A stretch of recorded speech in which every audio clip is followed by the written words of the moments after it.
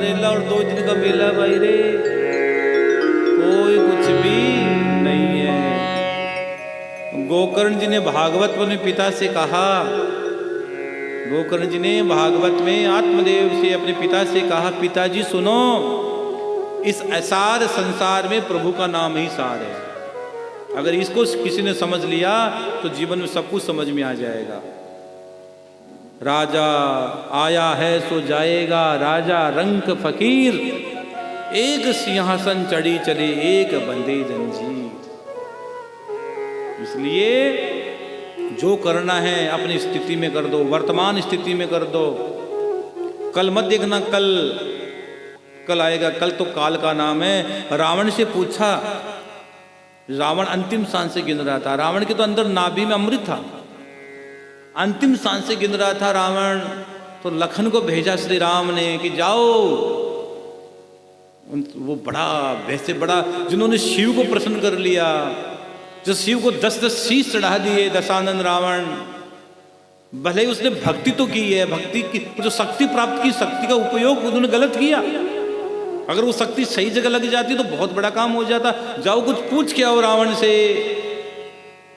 तो लखन चला गया, और लखन जब गए तो लखन जाकर बैठे तो रावण ने लखन से कहा, सुनो ए लखन, शत्रु को कभी कमजोर मत समझना, शत्रु को कभी कमजोर मत समझना।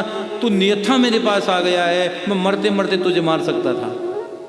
सावधान रहना, जीवन में सावधानी हटी दुर्घटना घटी, सावधान रहो। और ये रावण के शब्द है, लखन के प्रति कहे गए शब्द है कि रावण ने कहा, सुनो कोई चीज कल पर मत छोड़ना।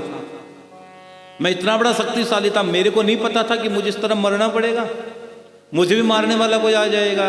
मैं तो अजय समझता था, मैं तो अपने आप को अमर समझता था, लेकिन क्या पता मुझे भी मरना पड़ेगा, और मेरे को भी मरना पड़ रहा है। मेरी जीवन की अंतिम सांसें चल रही है। हे लखन सुनो, कल पर कोई चीज मत छोड़ना। मेरी इच्छा थी कि मैं बहुत से काम कर दूंगा, लेकिन कर दूंगा भी रह गया, कर नहीं पाया। मैंने सोचा मुझे कौन मारने वाला, मैं तो कर दूंगा। मेरी इच्छा थी कि मैं जो ये अग्नि होती ना, अग्नि में धुआं नहीं रहे, मैं अग्नि को धुआं से रहित कर दूंगा। सोने में सब कुछ अच्छा, लेकिन सोने में खुशबू नहीं है। मेरी इच्छा थी सोने में, गोल्ड में खुशबू कर दूंगा। इस गोल्ड में खुशबू आएगी, जो पहन के चलेगा तो खुशबू से पता लगेगा नकली है असली है। आजकल तो पॉलिश करके भी घूमते, पता लगता सोना असली है, लोग पहचान ही नहीं पाते। मैं सोने में खुशबू कर देता।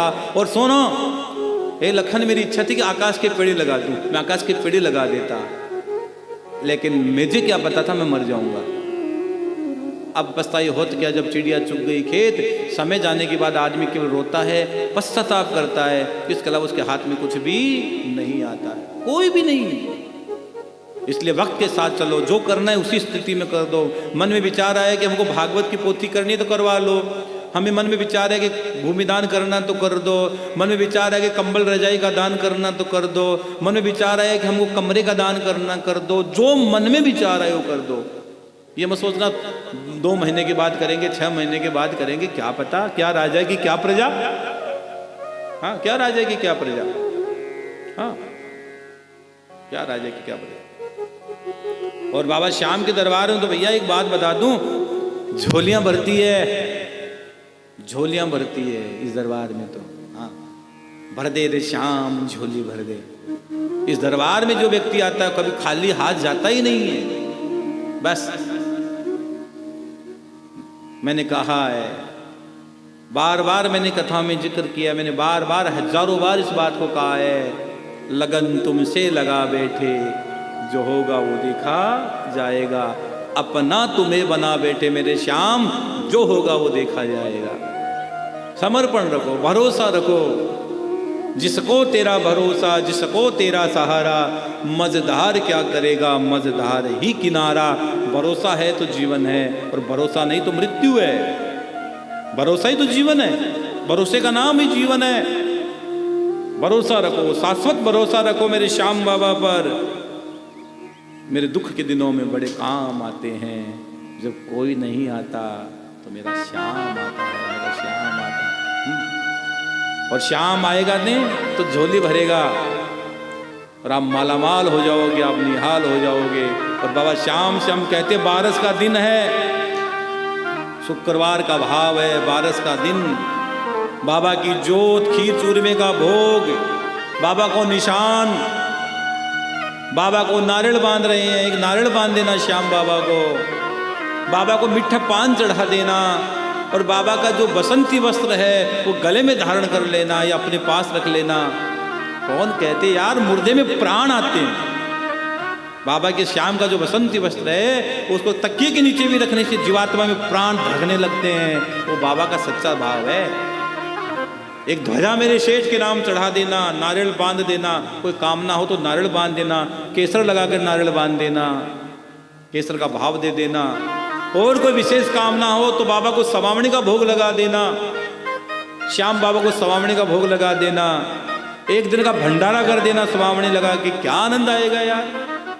ये श्याम बाबा का दरबार है, ये कोई छोटी मोटी चीजों का दरबार नहीं है। तेरा सीढ़ियां पर माथा झोंक देना, ये दरबार में तेरा सीढ़ियां लगी है, आना माथा रख देना, तेरा काम हो जाएगा।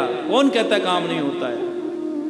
आना श्याम कुंड में डुबकी लगा लेना, एक डुबकी लगा देना, तेरे तन के, तेरे मन के रोग भाग जाएंगे, तेरा मन सुखी हो जाएगा, तेरा तन सुखी हो जाएगा और तेरा धन भी सुखी हो जाएगा।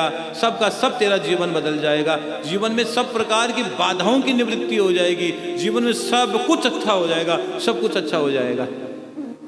हाँ, और एक पेड़ के नीचे, यहाँ एक दीपक जला देना पीपल के पेड़ के नीचे शाम कुंड में स्नान करके। कौन कहता है यार, तबीयत खुश हो जाएगी। और फिर हनुमान जी को भोग लगा देना, रोटे का भोग लगा देना। सिंहपोल बालाजी बैठे हैं, एक रोटे का भोग, एक रोटी का भोग लगा देना, मीठा पान चढ़ा देना, चमेली के तेल का दीपक जला देना, परिक्रमा कर देना श्याम धनी की। और एक ध्वजा मेरे श्याम को, एक निशान मेरे श्याम को चढ़ा देना। और बाबा श्याम की जोत लेना और जोत की भभूति माथे लगा लेना, जिंदगी बदल जाएगी तेरी। हाँ, बाबा श्याम की जोत की भभूति, बाबा श्याम की जोत की भभूति माथे के लगा लेना। घर में भभूति जरूर रखना श्याम बाबा की। कई की बातें मेरे मुंह से निकल जाती है, लेकिन बहुत गहरी बात होती है, जीवन को बदल देती है। आप अपने घर में श्याम बाबा की भभूति जरूर रखना, सब अच्छा हो जाएगा। एक श्याम भभूति, इसलिए तो हमने जो भागवत की जो पोथी बिठा रहे हो, उसमें भागवत की पोथी में मैंने भभूति दी है। इस बार प्रसाद में भभूति आएगी घर में आपके। मैं चाहता तो बहुत चीज दे सकता था, इसमें केवल भभूति, और दो चीज आएगी वो तो साथ में आएगी, लेकिन श्याम बाबा के प्रसाद के रूप में भभूति आएगी। देखो जिंदगी में कितना कमाल करती है। हाँ, मैंने ऐसे ऐसे लोग देखे हैं कि अभी बीच में अनुष्ठान किया था, मैंने भभूति भेजी थी आचार्य जी, बीच में मैंने भभूति भेजी थी। तो उस समय मैंने, कई लोग जो बीमार होते तो भभूति ले लेते, तुरंत फर्क पड़ जाता है, ऐसी एनर्जी आती है। घर से बाहर जाओ तो भभूति सर पे माथे के यहाँ लगा कर जाओ, तिलक लगा के जाओ। हाँ, अपने पास रखो, आपके सब काम हो जाएंगे। बाबा का इत्र, और सुनो इत्र भी भिजवाएंगे, इत्र तिजोरी में रख देना। भागवत का प्रसाद इत्र भी आएगा, इत्र चढ़ाऊंगा। इत्र भी भाग, जो आप यहाँ जो 7 पेड़ के नीचे भागवत गा रहा हूँ, यानी कि परसों से भागवत प्रारंभ हो रही है। अपना नाम, अपना गोत्र, अपने शहर का नाम भेजिएगा और भागवत की पोथी बिठाइएगा, जो 7 पेड़ के नीचे मैंने बताया था अभी। हाँ, बहुत बड़ा अनुष्ठान हो रहा है, बहुत बड़ा अनुष्ठान है, बहुत बड़ा अनुष्ठान, 1 महीने तक चलेगा ये पूरा। हाँ, और बाबा श्याम झोलियां भरेंगे, आपकी झोलियां छोटी पड़ जाएगी, लेकिन श्याम देते देते नहीं थकेंगे। ध्यान रखना, भरोसा रखना पर।